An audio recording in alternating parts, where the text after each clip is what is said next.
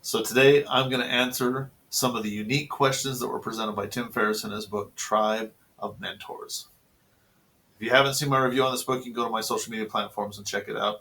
But this is my official video where I'm going to go through and answer the questions that he was asking to the different people in this book.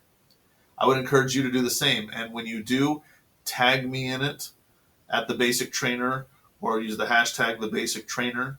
I would love to see what your answers to these questions are. And leave a comment and tell me about what you think of my answers. Am I right? Am I wrong? Do you agree, disagree? Talk to me about it. Let's move forward and answer these questions then.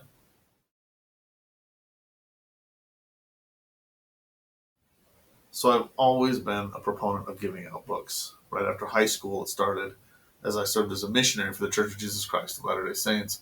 I used to give out copies of the Book of Mormon. I even gave out some Bibles, and I would still, in fact, I do still give them out today.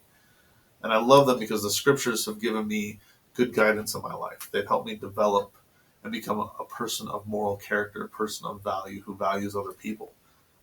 Other books that I've given out, right after Melissa and I got married, we used to give out Total Money Makeover. And that's an important one to me because it was the first personal development book I read when I was in college, followed by The Talent Code. And those two books really threw me down a path of personal development and finding more and more books to read. I don't give out Total Money Makeover anymore. There's other finance books that I'm reading. And the one I actually give out the most now related to finance is Grant Cardone's The Millionaire Booklet. Because it's a nice, quick, easy read, but it has very sound principles about building wealth and important principles that I think everyone who's looking to build wealth needs to understand.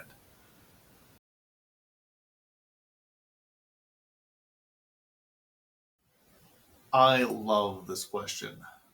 And there were so many answers that I thought about as I listened to this book and listened to other people's answers.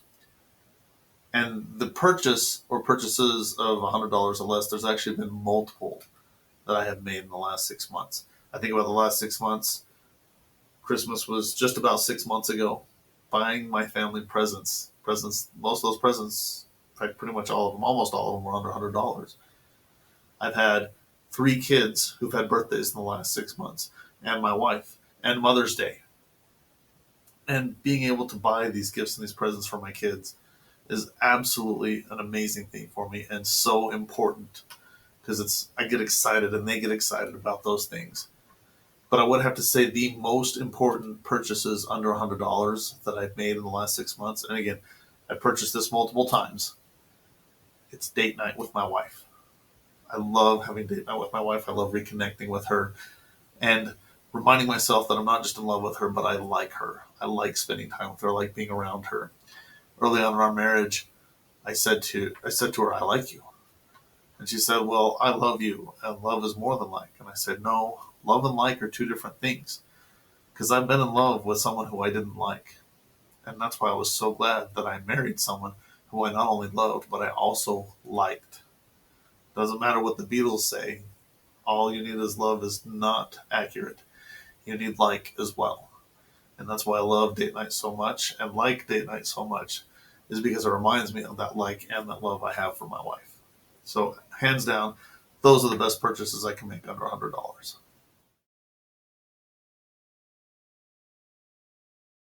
If you ask John Maxwell what his favorite book is that he's written, his answer is the book I'm currently writing. And it's interesting to me as I've thought about my favorite failure, I think it's the current failure that I'm going through. Because my failures are going to get bigger and more intense because I'm growing and I'm evolving and I'm becoming better. And my current failure, I'm having a lot of struggles with my business, as any business owner will. But I'm in the moment learning so much from it and becoming better about who I am. And it's making my business stronger and better as well. And so I have to say my favorite failure is the one that I'm currently going through because it's the one that's giving me the lessons in life I need to know now. And also, it's helping me have stories and content that I can share in the future to help me help others who will also be going through similar struggles and challenges I have now. I get to use those struggles I've had in the past and share them to help other people. And the struggles I have now are still going to continue to help other people, help prepare them for what they're going to run into, what to do when they get there as well.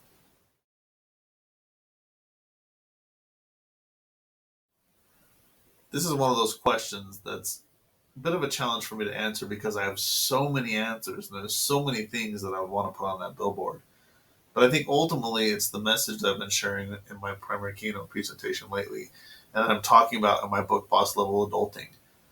And it's about the basically you get the life that you focus on. And if all you do is focus on things that are beyond your control, you create a life that is out of control. So if you want more control in your life, stay focused on the things that you can control. And essentially the idea behind this message is there's a lot of chaos happening in this world. You look at wars, politics, natural disasters, there's so many things you cannot control, and we spend way too much time worrying about those things that we cannot control. There's nothing we can do about it, and all of a sudden our life feels constantly out of control as a result of it. But instead, stay focused on the things that we can control, and all of a sudden we find that we're building better lives, lives that have more control, lives that enable us to do more and empower us to do more.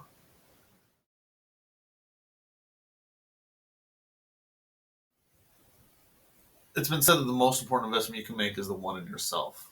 And it sounds a little cliche, but it's absolutely true. Is investing in myself and building my capabilities and my mental abilities, basically. And I look back when I wanted to start my coaching business. I was just gung ho, but I wasn't exactly sure what I was supposed to do or what I was supposed to teach, and I needed help. And I reached out to Three Key Elements, that is run by Kirk Duncan. And Kirk has mentored me in the past. I've attended a lot of his classes. I'm a very big advocate of Kirk and Three Key Elements. And I actually spoke to his son, Cody, who talked to me about their program called Coach Fast Track. And I believe my investment in Coach Fast Track was the single most important investment in my life that I could have made. Because from there, I learned about my coaching business, things I can do. I was given lesson ideas, and I was able to mold them and make them my own. I was given templates to help build my own lessons. I was given educational moments on how to build my money mindset so that I can earn more. I was given education on marketing and so many things about my business that is absolutely hands down the biggest and best investment. It wasn't the most expensive, but it was the best investment I ever made. From there, I went to Maxwell Leadership. I think that was the second best investment I ever made because it gave me more and expounded more and provided more opportunities and more connections. And even gave me the chance to meet John Maxwell, which was a big deal for me, a big highlight for me. But the books and the education I've gotten from these two programs have been absolutely invaluable. And the return on investment is so big and so important in my life that I would make those investments again over and over.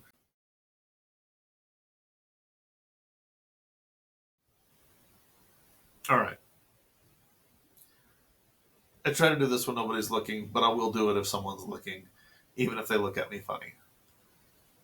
But for the longest time of my life, I got to the point where if I saw coins in the road, especially pennies, I would never pick them up. I'd walk by them.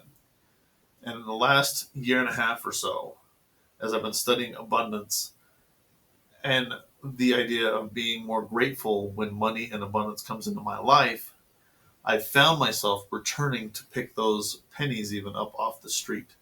Little coins here and there, but I don't just pick them up. I'm trying to manifest more abundance. So I actually pick them up and I say, look at the abundance flowing into my life. I am now 1 cent more abundant, or 10 cents more abundant, or whatever it is. And I'm outwardly expressing that I want more abundance to come into my life. And a lot of people, most people are going to look at that penny and say, what is the point of picking that up? And I used to be one of those people, but I'm not anymore. I now pick them up. And then I out loud exclaim, look at the abundance flowing into my life. Granted, a lot of times those coins end up on my dresser where my 5-year-old then takes them and puts them in his piggy bank. But it's just another example of how I'm taking the abundance flowing into my life and spreading it into the lives of the others, right?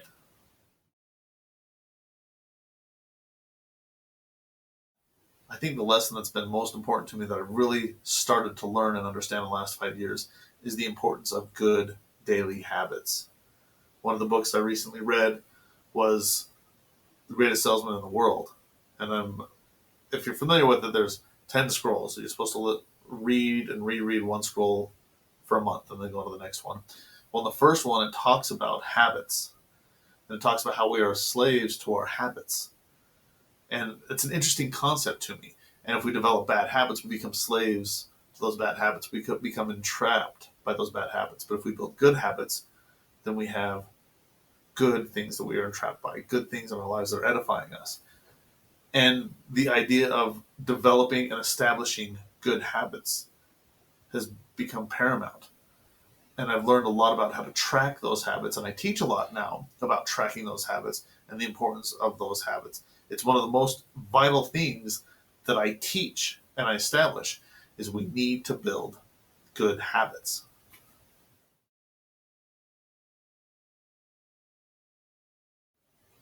There are so many things that need to be taught that it's hard to say what is the one thing that's most important. One of the reasons why I'm writing my book, Boss Level Adulting, is for young adults who are getting started to help them learn a lot of the lessons I wish I had known when I was getting started in college or right out of college, even right out of high school. But with that in mind, because there's so much out there, I think the number one thing I would encourage people to do and I would tell you to do is invest in yourself. Take training classes. Probably the most important of all of them is hire a mentor. When I started my coaching business, I was told by so many other people who had coaching businesses that their business didn't go anywhere until they hired a mentor. And I thought that was interesting, that they were a mentoring business that hired a mentor to help them out. And so I hired a mentor. And I'd been working with mentors even before that. And so work with a mentor, someone who will hold you accountable, someone who's good. Not all of them are good. But I would say this, find one that you can pay for, even if it's just a little bit. Because that, if it hurts a little bit to pay that money, you're going to be that much more dedicated to it, and it's going to be that much more beneficial. As far as advice to avoid, people are going to tell you to be realistic.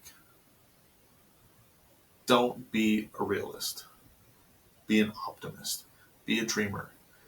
Because the optimists disprove the realists all the time. Well, that's just not a reality, they'll say. You have to live in reality. Too many optimists live beyond what reality is. Be optimistic. Be a dreamer. Go for something big.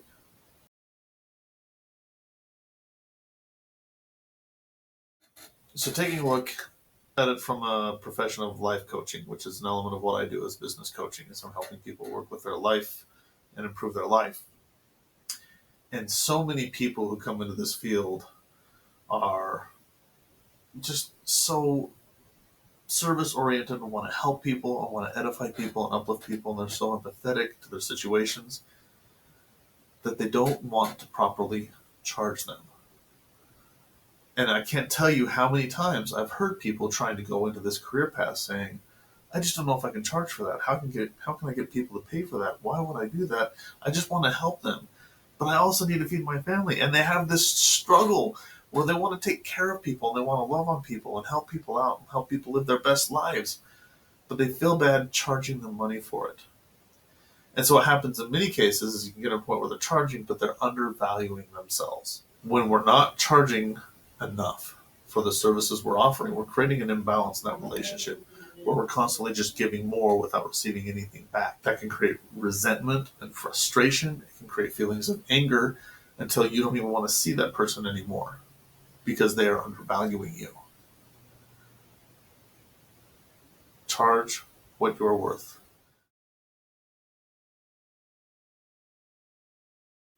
Saying no to things is not easy. I'm working on this myself. One of my favorite books that I read recently is Essentialism. And it's about focusing on things that are essential and saying no to things that aren't essential. I find that in my life there's things I need to say no to so that I can focus on things that are going to help me grow. I'm working on saying no to eating certain kinds of foods. My wife and I, we've been working on removing artificial colors, for example, from our diet and from what we feed our children. And so trying to say no to those kinds of things, that's been very important to us lately. Saying no to watching a TV program so I can read a book is becoming more and more important to me. And there's just these little things that I'm finding in my life that are taking up time when I could be a little bit more productive. Saying no to just sitting on the couch and scrolling social media while dinner's cooking when I could be straightening up the kitchen. Just these little moments here and there where I can say, you know what, I can be more productive, I can do more, and I'll have a happier life for it.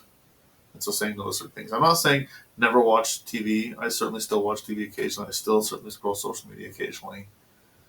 But finding the moments where you need to say no to it so you can focus on something better.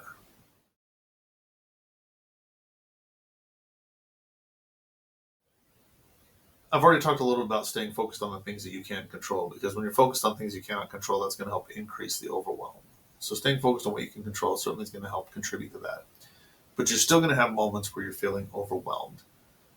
And for me, that's why I like reminders of ultimately what I'm trying to accomplish, my end game.